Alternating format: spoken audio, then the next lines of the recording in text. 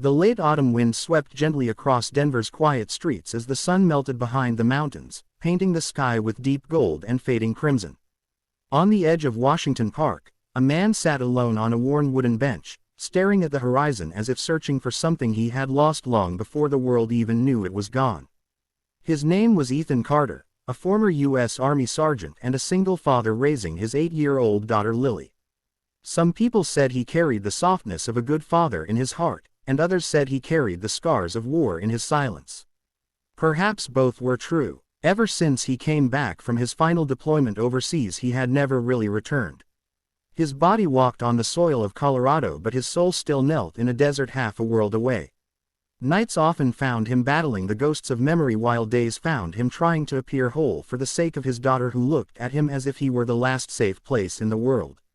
Lily was sunshine in small shoes, a little girl with warm brown curls and the kind of laughter that could mend broken days. She had become his anchor in this unpredictable life. Their small rented house sat in a neighborhood not far from the park, surrounded by trees that turned golden in October and silent in December. Money was always tight, but love was plenty, and Ethan tried to hide every burden behind small gestures like walking Lily home from school or packing her favorite peanut butter sandwich with a scribbled note tucked inside. He knew how to fix broken radios and loose cabinet doors, but he still had no idea how to fix his own loneliness. On the other side of the city, a woman named Grace Walker stepped off a slow-moving city bus, tapping her white cane softly against the pavement. A calm smile lived on her face, even though her world had gone dark 6 years earlier due to a rare degenerative eye disease. She had learned to live without sight, but she had never learned to live without fear of being a burden to others. She worked at a small call center for the visually impaired, earning just enough to pay rent in a modest apartment near Cherry Creek. She never complained, but sometimes when the night was quiet she whispered to herself, hoping the universe still remembered her name. Fate often moves like a quiet river, unseen at first, until suddenly everything around it begins to change. One cold afternoon, Lily decided to take the long way home from school because her teacher had mentioned that the leaves in Washington Park were glowing orange this season. She ran ahead while Ethan followed a few steps behind, carrying her backpack. The park was wide and filled with tall arching trees that leaned softly over the walkway where families strolled and joggers passed by listening to music. Near the entrance, a city bus roared by, shaking the quiet air with its heavy brakes and pouring a line of passengers onto the sidewalk. Among them was Grace, carefully stepping out and slowly moving across the pavement. A few people rushed past her, engines rumbled from the street behind her, and wind carried the sound of traffic in every direction. She hesitated, searching for the crosswalk with the tip of her cane as the bus pulled away, leaving only the echo of its departure.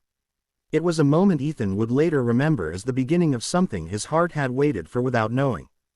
Because just a few seconds later Lily spotted Grace struggling to locate the curb, and without fear or hesitation she tugged on her father's sleeve and whispered softly, "Daddy, she needs help." And for the first time in many months Ethan did not hesitate. He stepped forward toward a stranger, unaware that this small act would soon change all three of their lives forever.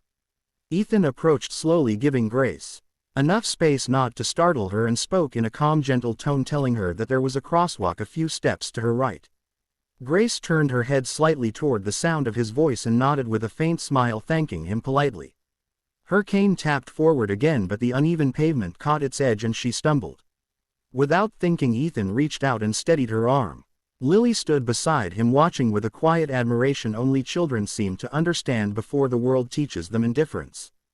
Grace apologized softly, embarrassed by the sudden helplessness, and Ethan told her there was nothing to be sorry for. He asked if she needed help getting across the street, and she hesitated for a second, not because she did not need help, but because life had taught her that kindness was often temporary and rarely sincere. Yet there was something steady in his voice, something tired but honest, so she finally nodded. As they crossed, Lily skipped ahead, humming a soft tune, and the air filled with the warm scent of pine from the nearby park trees. Once they reached the other side, Ethan asked if she needed to go further. Grace explained she was heading toward the quiet pathway that led through the park because she always walked home that way, listening to nature and letting the sound of the breeze guide her. It made her feel closer to the world she could no longer see. Ethan offered to walk with her for a while, and she accepted with a shy, grateful nod. As they walked along the winding path, Grace asked if he always spent afternoons in the park with his daughter. Ethan explained that he did it for Lily because being outside calmed him more than any counseling ever could.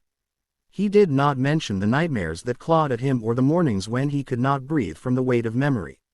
Some wounds were not visible, but they still bled beneath the surface. Grace could not see the pain in his eyes, yet somehow she sensed it in the pauses between his words. People with broken hearts recognize the silence that comes from another wounded soul. Lily soon ran toward a large willow tree chasing a drifting leaf, and Ethan followed her with his gaze the way a protective father watches the only piece of heaven he has left in this world. They reached a quiet bench near the center of the park where the sound of distant cars blended with the soft rustle of leaves. Grace sat slowly, resting her cane at her side while the faint cold of the bench seeped into her palms. Ethan sat beside her, giving her respectful distance. Moments passed in comfortable stillness before she asked if his wife was at home waiting for them. He answered truthfully that there was no wife, only him and his daughter. Grace lowered her head slightly, realizing she had stepped into a tender place, and apologized, though he told her gently that it was all right.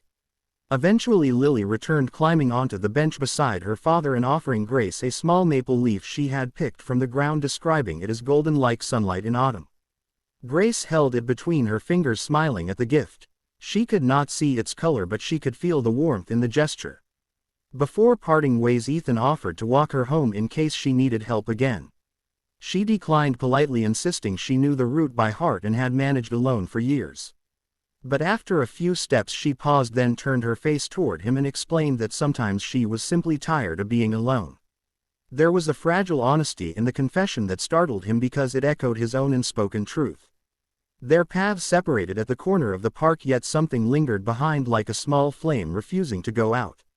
As Ethan walked Lily back home, he kept replaying the encounter in his head, not because she was a stranger in need of help, but because she felt like a reminder that the world still carried unexpected softness even when life had gone dark. That night after Lily fell asleep, he sat quietly at the kitchen table, staring at the window where frost slowly formed along the edges. For the first time in a long stretch of lonely days, he felt a whisper of something he could not name, hope maybe, or the delicate beginning of connection. Little did he know that destiny was already weaving the next thread of their story, and it would not be long before their paths crossed again, not by chance but by need.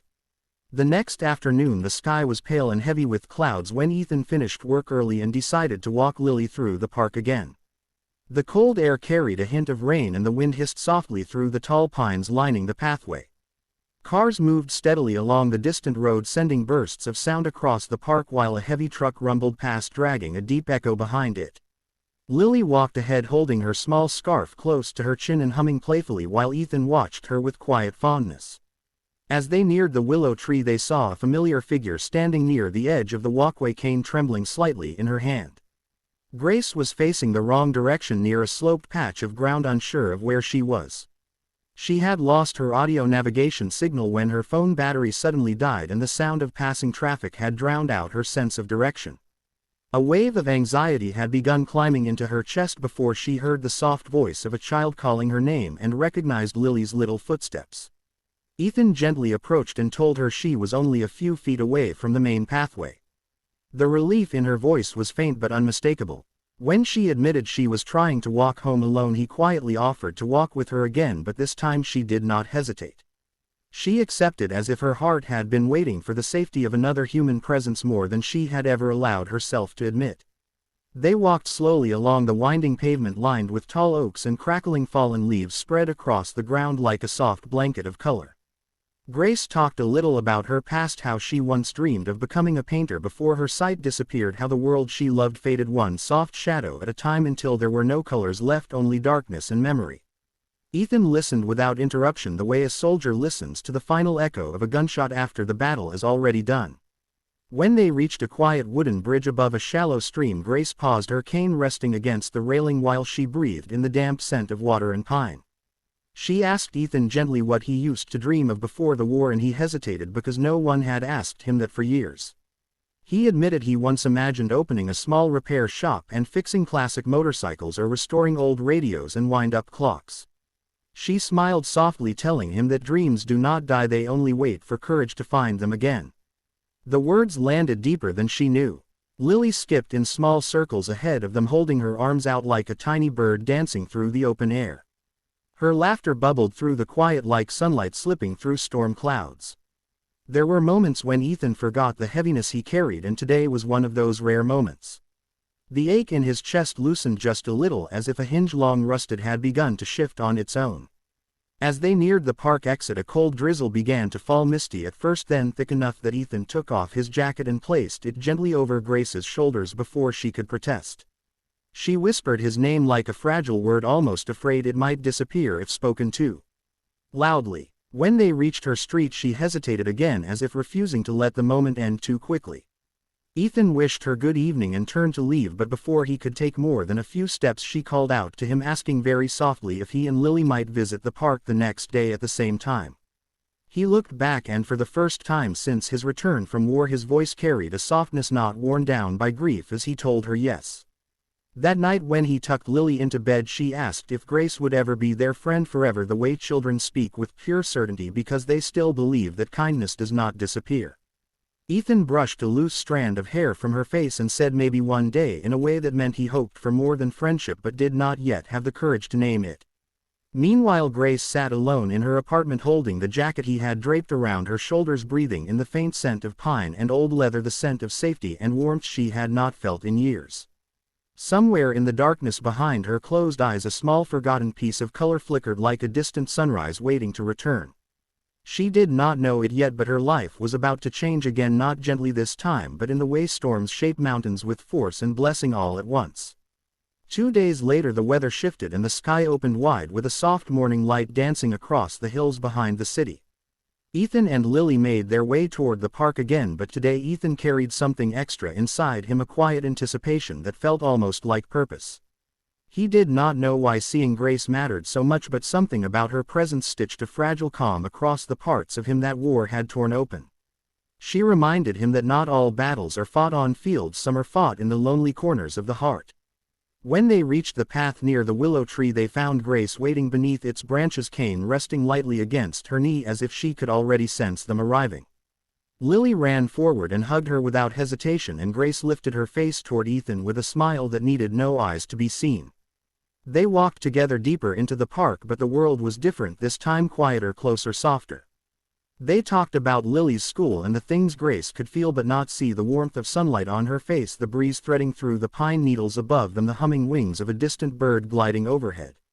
After a while they sat on the bench near the small lake where the mountains painted their reflection across the still blue surface.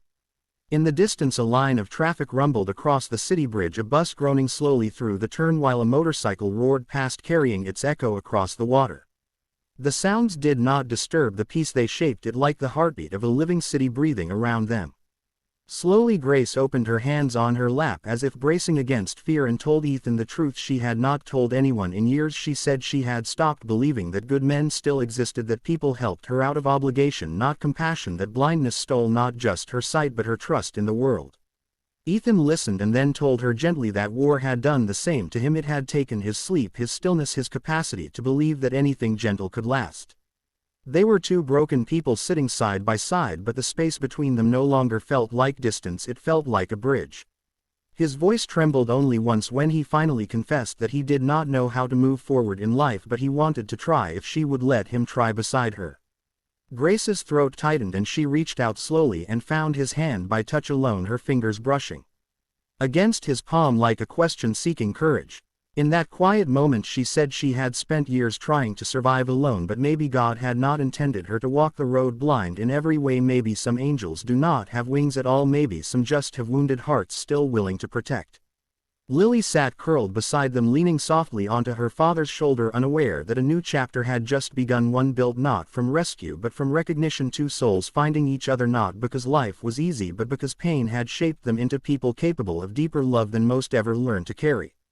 The afternoon stretched gentle and bright across the water, and for the first time since his last deployment Ethan felt something inside him unclench, not completely but enough to breathe without armor. Grace could not see the world around her, but she could feel safety for the first time in a long while, not as a charity but as belonging.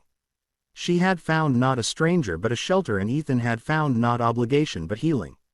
This was not the end of their story, it was the fragile beginning of a life slowly mending itself through kindness, trust and presence, not perfection.